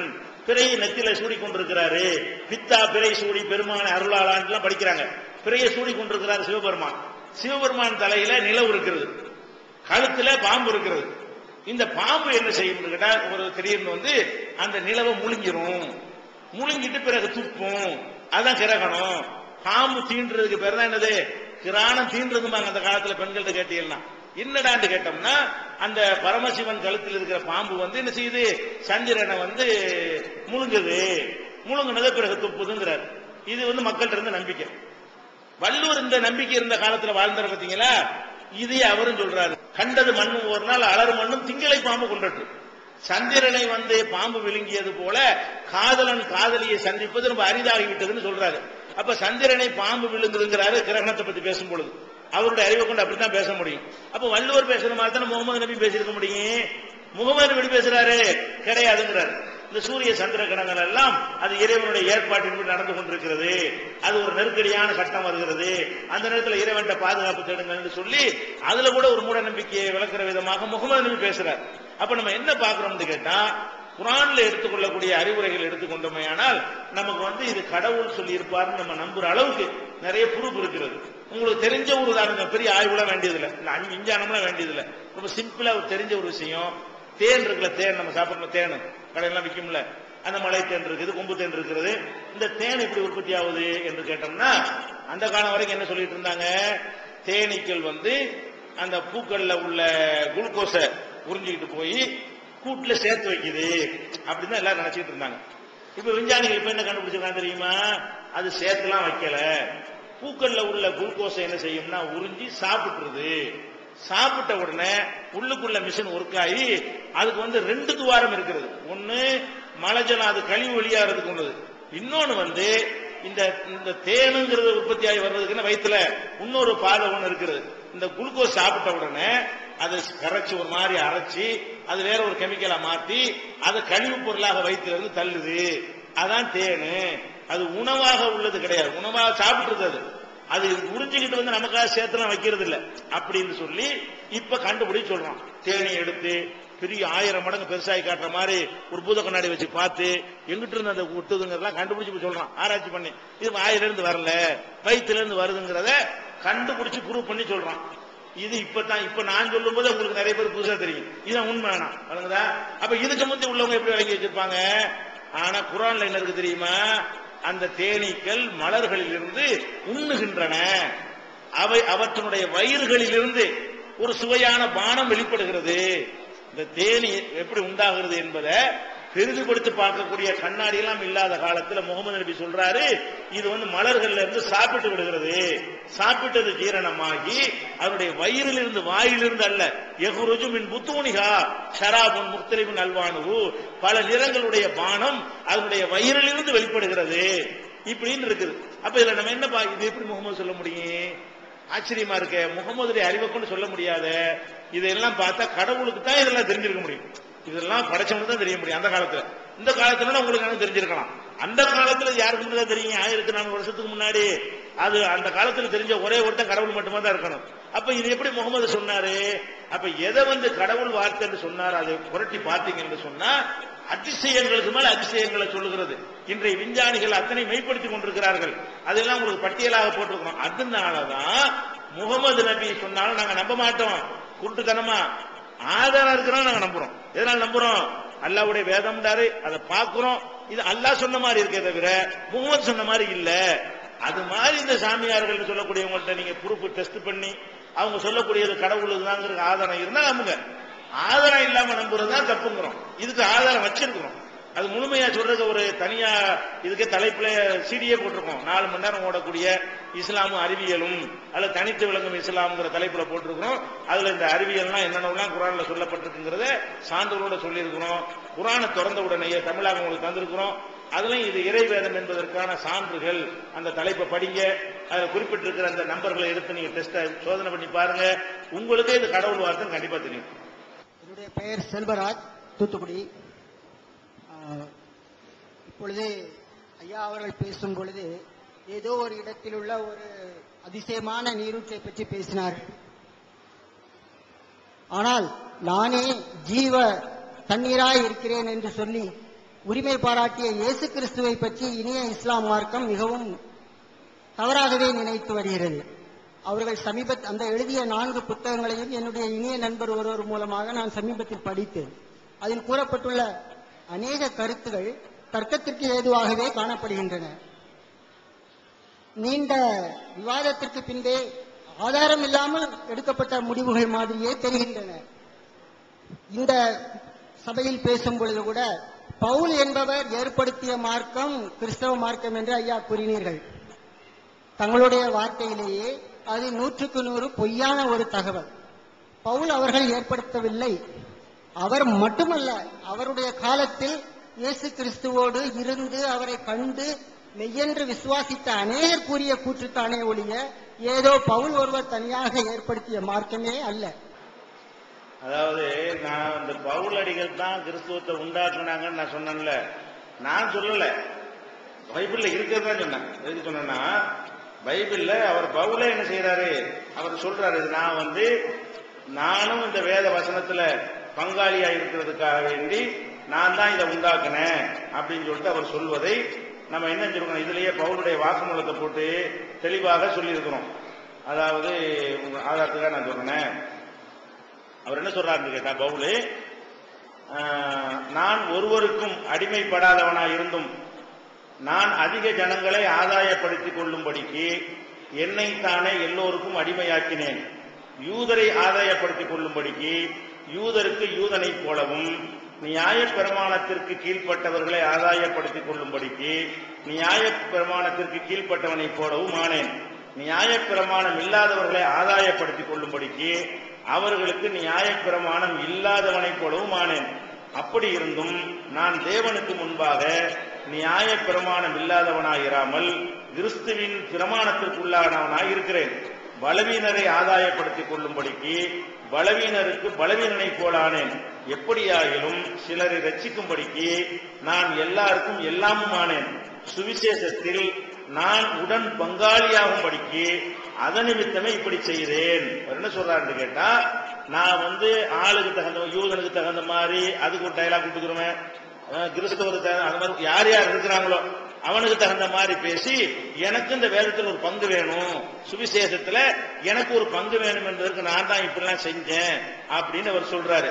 அதே மாதிரி அவர் இது எங்க சொல்றாருன்னு கேட்டா, 1 கொரிந்தியர்ல 9 அதிகாரத்துல 19 இருந்து 23 வரைக்கும் உள்ள வசனத்துல சொல்லுகிறார். அதே 2 கொரிந்தியர்ல 11வது அதிகாரத்துல 22வது வசனத்துல சொல்றாரு, அவர்கள் எபிரேயரா நானும் எபிரேயன், அவர்கள் இஸ்ரவேலரா நானும் இஸ்ரவேலன், அவர்கள் ஆபிரகாமின் சந்ததியரா நானும் ஆபிரகாமின் சந்ததியான். அதாவது ஆளுக்கு தகுந்த மாதிரி நான் பேசி ஒரு கொள்கை உண்டாக்கி இருக்கேங்கிறார். நான் தான் அவ்வளவு நடிச்சிருக்கேன்னு அவரே சொல்றாரு. அதே மாதிரி நான் மனுஷர் பேசுகிற பிரகாரமாய் பேசுகிறேன். நம்முடைய அநீதி தேவனுடைய நீதியை விளங்க பண்ணினால் என்ன சொல்வோம்? கோபாக்கினையை செலுத்துகிற தேவன் அநீதராய் இருக்கிறார் என்று சொல்லலாமா? அப்படி சொல்லக்கூடாது. சொல்லக்கூடுமானால் தேவன் உலகத்தை நியாயம் தீர்ப்பது எப்படி? அன்றியும் என்னுடைய பொய்யினாலே, நல்லா கவனிங்க, என்னுடைய பொய்யினாலே தேவனுடைய சத்தியம் அவருக்கு மகிமை உண்டாக விளங்கினது உண்டானால் இனி நான் பாவி என்று தீர்க்கப்படுவானேன். நான் பொய் சொல்லி அதனால தேவனுக்கு மகிமை வரும்னா நான் பாவியாயிருவேனா? பொய் சொல்லுவேங்கிறார். நான் மதத்தின் பெயரால நான் பொய் சொல்லுவேன், பொய் சொல்லி ஆள் சேர்ப்பேன், பொய் சொல்லி தேவனுக்கு ஆள் சேர்த்தா தப்பான்ட்டு நான் ரோமர்ல 3வது அதிகாரத்தில் 5 இருந்து 8 வரைக்கும் சொல்றாரு. இப்படி அவர் அவ்வளவு சொன்ன அவ்வளவு வாக்குமூலத்தையும் பைபிள்ல இருந்தா நம்ம எடுத்து போட்டு செய்யறோம். அதே மாதிரி உதாரணத்துக்கு சொல்றாருந்தா விருத்த சேதனம் பைபிள்ல உள்ளதான் சொல்றோம். விருத்த சேதனம் சுன்னத். இந்த சுன்னத்து ஆபிரகாம் சுன்னத்து பண்ணாரு. இயேசு காலம் வரைக்கும் அது இருந்தது. இவர் பவுல் என்ன சொல்றாருன்னா, நான் தான் மாத்திரேங்கிறார். விருத்த சேதனம்ங்கிறது அவர் கேட்டதுக்காண்டி இல்லாத சொன்னு வந்துடக்கூடாது. சபையில இருக்கிறது நம்ம பைபிள்ல என்ன இருக்குதோ, பைபிள்ல உள்ளது நம்ம அப்படி நம்பணுமா இல்லையா? பைபிள் என்ன இருக்கிறது? ஆதி ஆகமத்தில் இருக்கிறது, உங்கள் நுனித்தோளின் மாமிசத்தை விருத்த சேதனம் பண்ண கடவீர்கள், அது எனக்கும் உங்களுக்கும் உள்ள உடன்படிக்கைக்கு அடையாளமாக இருக்கும் என்று கர்த்தர் சொன்னார். கர்த்தர் சொல்லி இருக்கிறாரு, நீங்க விருத்த சேதனம் சுன்னத் பண்றதுக்குள்ள கத்துனா அதை பண்ணுங்கிறாரு கடவுள். அதுக்கடுத்து என்ன செய்யறாருன்னா, இவர் என்ன செய்யறாருன்னா, இவ்வுலகில் நீங்கள் விருத்த சேதனம் பண்ணி கொண்டால் கிறிஸ்துவினால் உங்களுக்கு ஒரு பிரயோஜனம் இராது என்று பவுலாகிய நான் உங்களுக்கு சொல்லுகிறேன். அதாவது கடவுள் சொன்னாரு விருத்த சேதனம் பண்ணுங்கன்னு சொல்லி, அது நிறைய ஆதாரங்கள்ல பைபிள்ல சொல்லப்பட்டிருக்கிறது. பவுல் என்ன சொல்றாருன்னா, சொல்லி தேவையில்லை, நான் மாத்திரேன், பவுலாகிய நான் சொல்லுகிறேன், கடவுள் சொன்ன அந்த விருத்த சேதனம் செய்ய வேணாங்கிறார். இப்படி நிறைய நான் சொல்றேன்னு சொன்னதுனாலதான் இதை சொல்றேன். அது போக மைக்கேல் ஹார்ட் நான் சொன்னதுக்கு ஆதாரத்தை நல்லா கவனிக்கணும். காழ்ப்புணர்ச்சியில நம்ம எதுவும் பண்ணக்கூடாது, ஆய்வோட தான் பேசணும். நம்ம இயேசுநாதரை வந்து கிறிஸ்துவ மக்கள் மதிக்கிறத விட அதிகமா நாங்கள் மதிக்கிறோம். ஈசா நபி என்று நாங்கள் சொல்லுகிறோம், ரொம்ப உயர்ந்த இடத்துல வைக்கிறோம். பிரச்சனை எது என்று சொன்னால் அவங்க சொல்லாது அவங்க பேர்ல சொல்லாதீங்க என்பதுதான். இப்ப இது எதுக்காக சொல்றோம்? இயேசுநாதர் எங்கேயாவது ஒரு இடத்துல ஒரு மனிதனுடைய பாவத்தை இன்னொருத்தன் சுமப்பான் அப்படின்னு சொல்லியிருக்கிறாரா? ஒரு மனிதனுடைய பாவத்துக்காக வேண்டி ஒரு மனிதரை பலி கொடுக்கலாம் என்று அவர் சொல்லியிருக்கிறாரா? அவரை பற்றி மற்றவங்க சொல்றாங்களே தவிர இயேசுநாதர் அப்படி சொல்லவில்லை. இயேசுநாதருக்கு பிந்தி இந்த கொள்கையை உண்டாக்குறாங்க என்று நம்ம சொல்றோம். இத மைக்கேல் ஹார்ட் என்ற ஒரு பெரிய அறிஞர் ஆராய்ச்சி பண்ணி இவர் இயேசுக்கும் இந்த கொள்கைக்கும் சம்பந்தம் இல்லைன்னு சொல்ற. நான் சொல்ல இத, அவர் ஒரு கிறிஸ்தவர். மைக்கேல் ஹார்ட்டுடைய அறிவு, அவருடைய ஆய்வு எல்லாம் யாராவது சொல்ல இயலுமா? அவர் கிறிஸ்தவ மதத்தை சேர்ந்தவராக இருந்தாலும் பெரிய ஆய்வாளர், உலகமே ஒப்புக்கொள்ளப்பட்ட ஒரு சரித்திர ஒரு ஆசிரியர். அவர் சொல்றாரு, என்ன செய்யறாரு? இந்த கிறிஸ்துவ மார்க்கத்தின் கொள்கைக்கும் இயேசுக்கும் சம்பந்தம் இல்ல. இயேசு மரணித்த பிறகு, இயேசு உயிர் தெழுந்த பிறகு, அவருடைய காலத்துக்கு என்ன வேண்டாம் வச்சுக்கிறங்க, பிறகு வந்தவர்கள் ஒரு கொள்கையை உண்டாக்கி இதுதான் இயேசு கொள்கைன்னு சொன்னார்கள் அப்படின்றத நீங்க பாக்குறீங்க. இதை வந்து அவங்க புஸ்தகம் படிச்சேன்டாங்க. நீ தயவு செய்து இந்த ஒரு புஸ்தகத்தை, இயேசு சிலுவையில் அறையப்படவில்லை இதுல உள்ள அவ்வளவு விஷயத்தை நீங்க படிங்க. அல்லது நீங்க விரும்பினீர்களா, எனக்கு முடிஞ்ச பிறகு நம்ம ஒரு 2 பேர் உட்காருவோம், வரைக்கும் நான் படிக்கிறேன், எனக்கு விளக்கம் சொல்லுங்க. நீங்க சொல்ற கரெக்டா நான் ஏத்துக்கிறோம். வழங்குதா? நான் சொல்றது பைபிள்ல இருக்கிறது உண்டா இல்லையா? நான் சொல்ற அர்த்தமா அதுக்கு இல்லையா? பைபிள்ல உள்ளதுக்கு மாத்தமாக நீங்கள் வேற ஒன்றை செய்தீர்களே ஆனால் அது பைபிள். எங்க மக்கள் எப்படி முஸ்லீமா இருந்து கொண்டு வரதட்சணை வாங்குறாங்கல்ல, முஸ்லீம்னு சொல்றாங்க, வரதட்சணை வாங்க கூடாது இருக்குது, அதை மீறாங்க குர்ஆன்ல உள்ளபடி. அதே மாதிரி செய்திருந்தா உங்க குற்றச்சாட்டு சொல்றமே தவிர நாங்க யாரை குறை சொல்லல, இயேசுநாதரே அவருடைய போதனையை குறை சொல்லல, அதை விட்டுட்டீங்கன்றதான் குறை சொல்றோம். இயேசுநாதர் சொன்னபடி நடங்க, அவர் இப்படி சொல்லல, அவர் நான் மனிதன் தான் சொன்னாருன்னா பிரச்சனை. இப்ப அதனால இந்த புஸ்தகத்துல எது எது நீங்கள் தவறு நீங்க சொல்றீங்களோ முடிந்த பிறகு உட்கார்ந்து நீங்க விரும்புறவங்க கூட இருந்து, நான் டைம் இருக்குல்ல, போறவங்க போட்டு இருக்கிறவங்க இருந்தீங்கன்னா உங்களுடைய ஆர்குமெண்ட் வைங்க. நம்ம என்ன செய்வோம், எல்லாத்தையுமே பேசி நீங்க சொல்ற கரெக்டா இருந்தா என்ன செய்வோம், ரெக்கார்ட் பண்ணி உங்களுக்கு ஒரு காப்பி தந்துடும் வீடியோ கேட்டு. என் பேர் ஆத்தங்கரையான். நீங்கள் முக உரையை குறிப்பிட்டது போல இறைவனுக்கு இணை வைக்கக்கூடாது என்ற தத்துவத்தை சொன்னீர்கள். அல் பஹரா என்ற சூறாவிலே 30வது அத்தியாயத்திலே இறைவன் ஆதம் என்கிற ஒரு மனிதரை நான் படைக்கப் போகிறேன் என்று மலக்குகளை நோக்கி அறிவிக்கிறான். அப்பொழுது மலக்குகளும் அதை மறுதலித்து பேசுகிறார்கள். அப்போ பேசும் பொழுது, இல்லை நீங்கள் அறியாததை நான் அறிவேன் சொல்லி சொல்றான். அப்படி சொல்லும் பொழுது ஆதமுக்கு அனைத்து பெயர்களும் சொல்லிக் கொடுக்கிறார், அவர்களும் புரிந்து கொள்கிறார்கள். மேற்கொண்டு மலக்குகளிடம் அந்த பொருட்களை பற்றிய விவரங்களை கேட்கிறார். அவர்களுக்கு தெரியவில்லை, தெரியாததை ஒப்புக்கொள்கிறார்கள். நீனே மிக பெரியவன், நீதான் எல்லாம் தெரிந்தவன் சொல்லி ஒத்துக்கொள்கிறார்கள். பின்பு மலக்குகளை நோக்கி ஆதமுக்கு நீங்கள் சிரம்பணியுங்கள் ஒரு கட்டளை எழுறான். இந்த கட்டளையின் மூலம் மனித குலத்தை தோன்றுவதற்கு அவன் ஞானத்தால் செய்தாலும் கூட இறைவனே தனக்கு இணையாக ஏன் ஆதமுக்கு சிரம்பணிய மலக்குகளை நோக்கி சொன்னான்? அதற்கு சரியான ஒரு விவரம் தெரிய வேண்டும். மேலும் துணை கேள்வி, மலக்குகளை நோக்கி அந்த சொல்லியதான ஒழிய சைத்தான் அப்ப இப்ளீஸ் யார், எந்த இனத்தை சேர்ந்தவன், ஜின் இனத்தை சேர்ந்தவனா, அவரை அப்படியே ஒரு மலக்கா தெரிவிக்கும். குர்ஆனை படித்துவிட்டு குர்ஆனிலிருந்து ஒரு கேள்வி கேட்கிறார். அவதான் என்ன கேட்கிறாருன்னா முதல் கேள்வி வலிக்கிறான். குர்ஆன்ல என்ன வருதுன்னு கேட்டா, முதல்ல ஆதமை கடவுள் படைக்கிறார், முதல் மனிதரை கடவுள் படைக்கிறார். வானவர்கள், மலக்குகள் நாங்க சொல்லுவோம், வானவர்கள் தேவதூதர்கள், அந்த வானவர்கள் மத்தியில வைத்து என்ன செய்யறாருன்னு கேட்டா, இவர் உங்களோட ஒரு சிறந்தவர், உங்களோட சிறந்த ஆட்களை கொடுத்திருக்கேன்னு சொல்லிட்டு அவங்க 2 பேருக்கு மத்தியில ஒரு பரீட்சையை வைத்து இவர் ஆதம் என்ன செய்யறாரு, எல்லாத்துடைய கேள்விக்கு பதில் சொல்றாரு. அவங்களுக்கு சொல்ல முடியல, இவ்வளவு உயர்ந்தவரை நான் படைச்சிருக்கிறேன்னு கடவுள் என்ன செய்யறாரு, நிரூபிக்கிறார். நிரூபிச்சு என்ன செய்யறாருன்னு கேட்டா, நீங்கள் ஆதமுக்கு பணியுங்கள், சிரம்பணியுங்கள் அப்படின்னு கடவுள் கட்டளை போடுறாரு. அவர் என்ன இப்ப கேட்கிறாருன்னு கேட்டா, கடவுள் தனக்குத்தானே சிரம்பணிய சொல்லணும். ஆதம்ங்கிற ஒரு மனிதர், மனிதருக்கு சிரம்பணியுமாறு எப்படி அந்த வானவர்களுக்கு கடவுள் சொல்லலாம்? அது ஒரு வேற ஆளை வணங்குற மாதிரி தானே, கடவுளை தான் வணங்கணும் இருக்கிறது. கடவுளை தான் வணங்கணும்னு சொல்லும் பொழுது ஆதமுக்கு நீங்கள் சிரம்பணியுங்கள் அப்படின்னு கடவுள் எப்படி சொன்னாரு கேட்கிறாரு. இந்த சிரம்பணிதல்ங்கிற அந்த வார்த்தை இருக்குது இல்லையா, அது தமிழ்ல சிரம்பணியங்கள் சில மொழிபெயர்ப்புல போட்டுருவாங்க, சில மொழிபெயர்ப்புல பணியுங்கள் மட்டும் போட்டிருப்பாங்க. அதுல இடம்பெற்றிருக்கக்கூடிய அரபு சொல் என்னன்னு கேட்டா சஜிதா என்கிற ஒரு சொல்லு பயன்படுத்தப்பட்டிருக்கிறது. சஜிதான்னு சொன்னா சிறை கொண்டை நிலத்துல வைக்கிறதும் சஜிதா தான். ஒரு மனிதனுடைய உயர்வை ஒத்துக்கொண்டே நீ வசந்தால் நான் தான் இரண்டாவது ஆளு அப்படின்னு சொல்றான்னு வைங்க, அது கூட பணிவு தான், அதுவும் பணிதல் தான். தலையை கொண்டே வைக்கணும்னு அவசியம் கிடையாது. இப்ப சூரியன் இறைவனுக்கு சஜிதா பண்ணுகிறது அப்படின்னு வருது. சூரியனுக்கு தலையெல்லாம் இருக்கிற செய்து சூரியன் இறைவனுக்கு சிரம் பண்ணுகிறது, மரங்கள் சிரம் பண்ணுகின்றன, செடி கொடிகள் எல்லாம் சிரம் பண்ணுகின்றன, ஒவ்வொரு பொருளும் சிரம் பண்ணுகின்றன குர்ஆன்ல ஒரு வசனம் இருக்கு.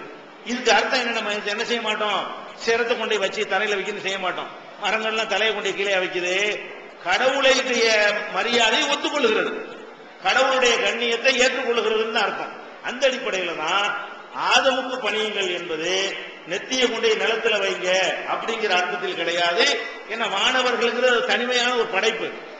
ஆதமுக்கு திறமை இருந்துச்சு, வானவர்கள்ட்ட அந்த திறமை இல்ல.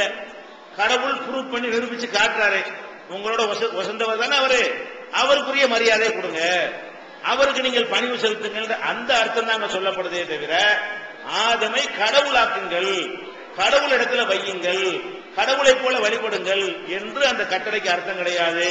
அந்த அர்த்தத்தை கடவுள் சொல்லவும் மாட்டார். நீங்க ஒரு கேள்வி கேட்கறீங்கல்ல, அப்படி இருக்கும்போது அந்த மாதிரி ஒன்றை கடவுள் சொல்லுவாரா? ஒரு ஆள் வசந்தவரா இருந்து ஒரு ஆள் மட்டமானவரா இருந்தாருன்னா மட்டமானவர் அந்த வசந்தவருடைய உயர்வை ஒத்துக்கொள்ளணும். நீங்க தான் ஜெயிச்சிட்டீங்க, ஓட்டப்பந்தயம் நடக்குது, ஒரு ஆள் ஜெயிச்சிட்டாரு, ஒரு ஆள் தோத்துட்டாரு, இவர் என்ன செய்யணும்? நீங்கள் என்னை விட சிறந்தாலும் ஒத்துக்கிறேன். அந்த ஒரு அர்த்தம் தான் அது கொடுக்கணுங்கிறத விளங்கிக் கொள்ள வேண்டும்.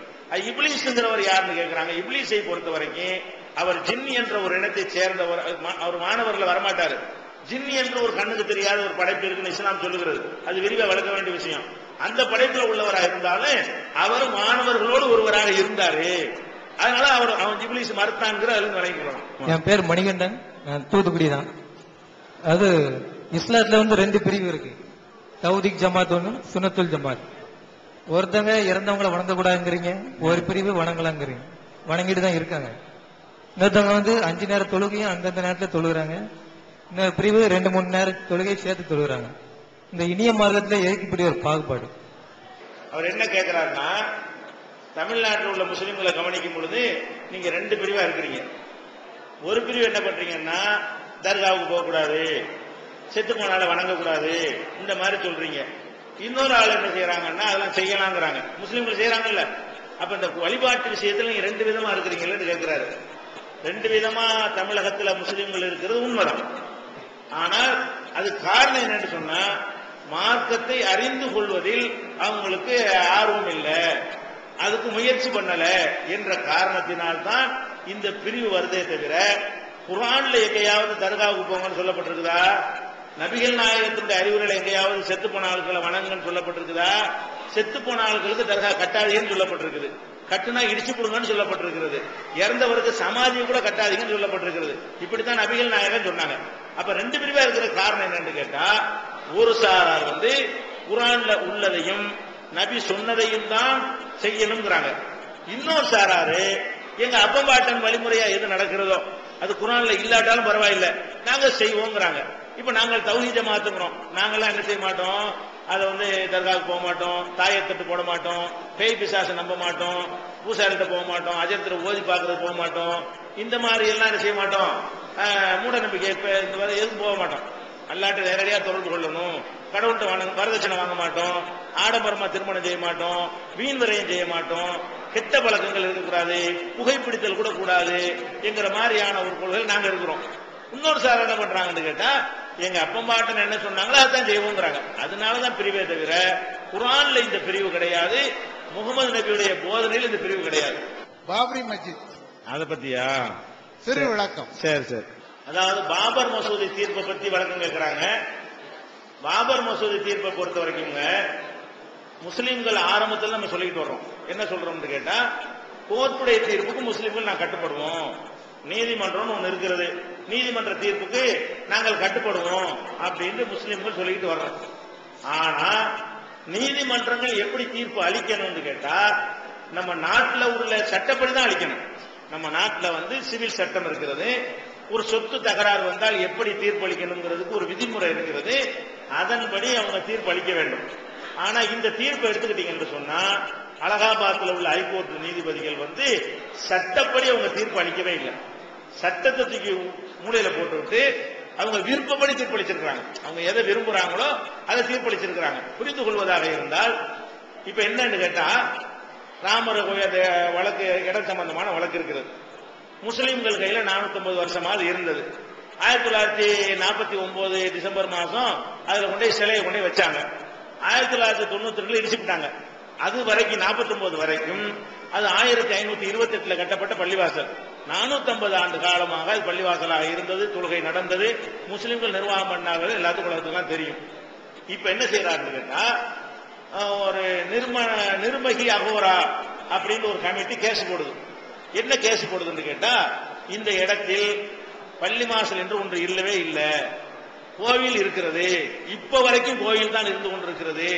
அது கோவில் எரிச்சிட்டு பாபர் கட்டவும் இல்ல, பள்ளிவாசலும் கிடையாது, கோவில் தான் இருந்துக்கிறது. அதை நாங்க நிர்வாகம் பண்ணி கொண்டு வருகிறோம். அதுல இந்த முஸ்லிம்களை டிஸ்டர்ப் பண்றாங்க, அதை நீங்க தடுக்கணும்னு கோர்ட்ல கேஸ் போடுறாங்க. எப்ப போடுறாங்க?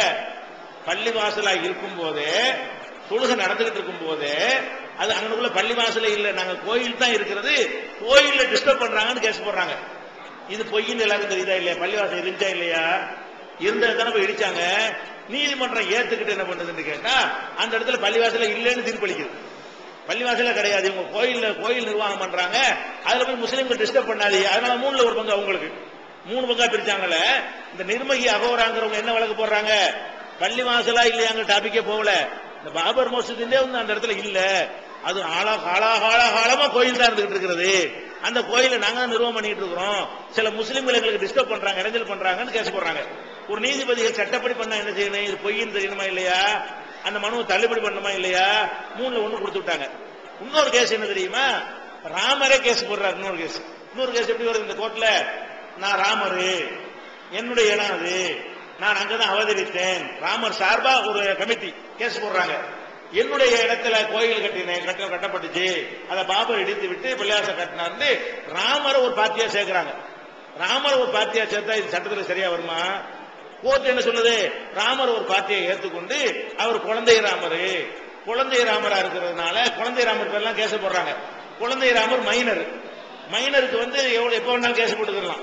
மத்தவங்க கேஸ் போடுறாருந்தா சொத்து பறி கொடுத்து 12 வருஷத்துல போடணும். மைனரா இருந்தா 500 வருஷம் கழிச்சு கூட போடலாம். அவர் என்ன பண்றாரு? நான் குழந்தை ராமரா இருக்கிறேன், நான் மைனரு, அதனால என் சொத்தை வந்து பாபர் எடுத்துட்டாரு, என் சொத்தை மீட்டுட்டாங்கன்னு கேஸ் போடுறாரு. நீதிபதி அதையும் ஏத்துக்கிட்டு குழந்தை ராமருக்கு 3ல 1 கொடுக்குறாரு. இது சட்டம், இது என்ன கதையா, இது கற்பனையா, இது நீதிமன்றமா? இது எப்படி இப்படித்தான் தீர்ப்பளிக்கிறதா? தீர்ப்புனா என்ன செய்யணும்? உன் சொத்துக்குறையில பேப்பர் கொண்டு வா, பத்திரத்தை கொண்டு வா, யார் பேர்ல இருக்குன்னு கொண்டு வா, கரண்ட் பில்ல கொண்டு வா, ஆதாரத்தை கொண்டு வா, வரி கட்டின ரசீதை கொண்டு வா அப்படின்னு கேட்டு உனக்குள்ள சொல்லணும். இவர் என்ன செய்யறாரு? ராமர் கேஸ் போடுறாரு. ராமர் போட்ட கேஸை ஏத்துக்கிறாங்க. ராமர்னு சொல்லி வந்து ராமர் சார்பா ஒருத்தர் போடுறாரு, நான் தான் ராமருக்கு கார்டியனு, ராமர் குழந்தை மைனரா இருக்கிறாரு, பெரியாள் நான் வந்து கேஸ் போடுறேன்னு போட்டோன்னே ராமருடைய கேஸை ஏத்துக்கொண்டு ராமருக்கு 3ல 1, நிர்மகி அகோராவுக்கு 3ல 1, இந்த வக்ஃப் வாரியத்துக்கு 3ல 1 தீர்ப்பளிக்கிறாங்க. இது என்ன சட்டம்? இதுக்கு தனியா ஒரு சீரியை போட்டிருக்கோம். நீதிமன்ற தீர்ப்பு வந்து சட்டவிரோதமானதுன்னு சொல்லி என்னென்ன சட்டத்திலாம் மீறி இருக்கிறாங்க என்பதெல்லாம் போட்டிருக்கிறோம். அட்ரஸ்ல உங்களை அனுப்பி வைக்கிறோம். அன்புள்ள சகோதரர்களே, இந்த நிகழ்ச்சிக்கு நீங்க ஆர்வத்தோடு கலந்து கொண்டீர்கள். இதுல ஒரு சில மனசங்கடமான சில உணவுகள் சில பேருக்கு வந்திருக்கலாம். ஆனா மனசங்கடப்படுத்துறதுக்காக உள்ள கிறிஸ்துவத்தை பத்தி நீங்க கேட்கறீங்க என்று சொன்னா, நீங்க கேள்வி கேட்டதுனால அது பைபிள்ல என்ன இருக்குன்னு நம்ம சொல்லத்தான் வேண்டி இருக்கிறது. இது வந்து விமர்சனத்துக்காக வேண்டியோ ஒரு புண்படுத்துற நோக்கத்திலாம் சொல்றது கிடையாது. இதை பத்தி எங்க மதத்துல அப்படி இருக்குது, உங்க மதம் என்ன சொல்லுது அப்படின்னு கேட்கும் பொழுது அப்ப பைபிள்ல என்ன இருக்குதோ அதை நம்ம எடுத்து சொல்றோமே தவிர இயேசுநாதரையோ அவங்களுடைய மகத்துவத்தையோ குறைக்கிற மாதிரி ஒன்றும் சொல்லல. அது நீங்க தப்பா என்ன செய்யக்கூடாது, புரிந்து கொள்ளக்கூடாது. அது மாதிரி நீங்கள் புரிந்து கொள்ளக்கூடிய விதத்துல ஏதாவது வார்த்தைகள் வந்து அதுக்காக நீங்க மனம் பொறுத்துக் கொள்ளணும். செய்திகள் எதுவும் நான் என்ன செய்யல, தவறான செய்திகள் நம்ம சொல்லவே கிடையாது என்பதை உங்களுடைய உள்ளத்துல நான் வந்து பதிவு செய்து கொள்கிறேன். இதுல வந்து வந்த இடத்துல உங்களுக்கு வசதி குறைவுகள், சங்கடங்கள் எது ஏற்பட்டாலும் அதை வந்து மன்னித்துக் கொள்ளும்படி கேட்டு நிறைவு செய்கிறேன். அன்பு அஸ்ஸலாமு அலைக்கும் வரஹ்மத்துல்லாஹி வபரகாத்துஹு. தமிழ்நாடு தௌஹீத் ஜமாத்தின் மனிதநேய பணிகள் ஜாதி மத பேதமின்றி மனிதநேயம் காப்பதில் ஒப்பற்ற இயக்கம் தமிழ்நாடு தௌஹீத் ஜமாத். சாலை விபத்துகளில் சிக்கி தவிக்கும் மக்களின் உயிர்காக்க ஓடோடி சென்று உதவுவதில் முன்னோடியாக திகழ்கிறது இந்த ஜமாத். உயிருக்கு போராடி கொண்டிருப்பவர்களை ஆம்புலன்ஸ் மூலம் மருத்துவமனை கொண்டு சென்று தேவையான மருத்துவ உதவிகளையும் செய்து வருகிறது தமிழ்நாடு தௌஹீத் ஜமாத். அவசர அறுவை சிகிச்சைக்காக ரத்தம் தேவைப்படுவோர் ஒரு போன் செய்தால் போதும், குருதி கொடையளிக்க விரைந்து செல்லும் இந்த கொள்கை கூட்டம். இரத்த தானத்தை பற்றி விழிப்புணர்வை ஏற்படுத்த இந்தியா மட்டுமின்றி வெளிநாடுகளில் வாரந்தோறும் எண்ணற்ற மருத்துவ முகாம்களை நடத்தி வருகிறது. அதிக இரத்த தானம் செய்வதில் முஸ்லிம் அமைப்புகளில் முதலிடத்தை பெற்று வந்த இந்த ஜமாத் கடந்த 2 ஆண்டுகளில் அனைத்து அமைப்புகளிலும் முதலிடம் பெற்று வருகிறது. மேலும் கவர்னர் விருது உள்ளிட்ட பல விருதுகள், தமிழகத்தின் பல பகுதிகளில் ஆம்புலன்ஸ் சேவைகள், ஆதரவற்ற முதியோர்களை அரவணைப்பதற்காக கடலூர் மாவட்டம் மேல்பட்டாம்பாக்கத்தில் முதியோர் ஆதரவு இல்லம் முற்றிலும் இலவசமாக நடத்தப்பட்டு வருகின்றது. இந்த முதியோர் ஆதரவு இல்லம் செவிலியருடன் கூடிய மருத்துவ வசதிகளுடன் இயங்கி வருகிறது. முதியோர் ஆதரவு இல்லத்திற்கென தனி ஆம்புலன்ஸ் வசதியும் உள்ளது. இதேபோல் பெற்றோரை இழந்து வாழும் திக்கற்ற சிறார்களை தாயுள்ளத்தோடு பராமரிக்க சிறார்களுக்கான அனாதை இல்லம் பள்ளி படிப்புடன் சிறப்பாக செயல்பட்டு வருகின்றது. இந்தியா மற்றும் வெளிநாடுகளில் இறந்தவர்களின் உடல்களை மீட்டு உரியவர்களிடம் ஒப்படைக்கும் பணிகளையும் இந்த ஜமாத் செய்து வருகிறது. இது மட்டுமில்லாது கண் சிகிச்சை முகாம், பொது மருத்துவ முகாம் மற்றும் சர்க்கரை நோய் கண்டறியும் முகாம் போன்ற பல்வேறு இலவச மருத்துவ முகாம்களை நடத்தி வருகிறது. அறுவை சிகிச்சை தேவைப்படுவோருக்கு தேவையான உதவிகளை செய்வதிலும் முன்னோடியாக திகழ்கிறது தமிழ்நாடு தௌஹீத் ஜமாத். தீ விபத்து, வெள்ளம் மற்றும் திடீர் இடிபாடுகளில் சிக்கி தவிக்கும் மக்களை மீட்பதிலும் அவர்களுக்கு தேவையான உணவு, உடை, தங்கும் இடம் போன்ற அனைத்து உதவிகளையும் செய்து வருகிறது.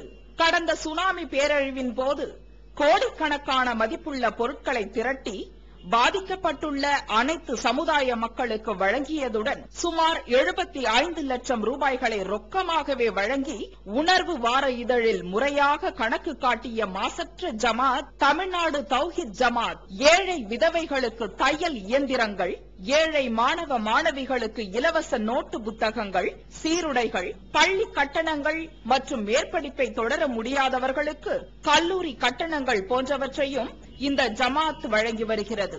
முஸ்லிம் சமுதாயம் வட்டி போன்ற பெரும் பாவத்தில் சிக்கிவிடக் கூடாது என்பதற்காக வட்டியில்லா கடன் உதவி திட்டங்கள், முஸ்லிம்களிடம் ஜக்காத் நிதியை முறையாக திரட்டி வறுமை மற்றும் கடன்களில் சிக்கி தவிக்கும் மக்களை மீட்டெடுப்பதற்காக தனி பிரிவுகள் இயங்கி வருகிறது.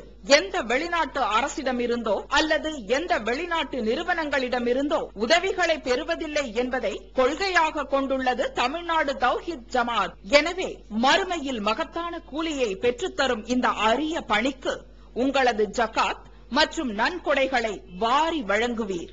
உங்களது நன்கொடைகளை டிடியாகவோ செக்காகவோ மணி ஆர்டராகவோ அனுப்பலாம். டிடி அனுப்புபவர்கள் தமிழ்நாடு தௌஹீத் ஜமாத் வங்கி கணக்கு எண் 7882748827 இந்தியன் வங்கி மண்ணடி கிளை என்ற பெயரில் எடுத்து அனுப்ப வேண்டிய முகவரி தமிழ்நாடு தௌஹீத் ஜமாத், மாநில தலைமையகம் 30 அரண்மனைக்காரன் தெரு, மண்ணடி, சென்னை 1. போன் 044252152226.